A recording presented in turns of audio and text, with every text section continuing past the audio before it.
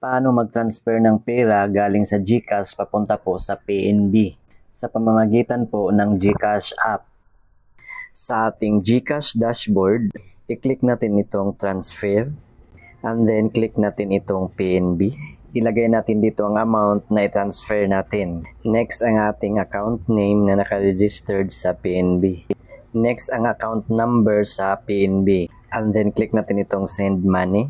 I-review ang mga information natin nilagay at may service charge po na 15 pesos. Next ay click natin itong may maliit na box to confirm that the details is correct. And then click pay PHP.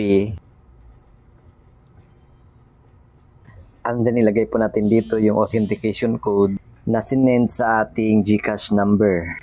And then click submit. So ganun lang po guys. Please like and share this video and paki-follow na rin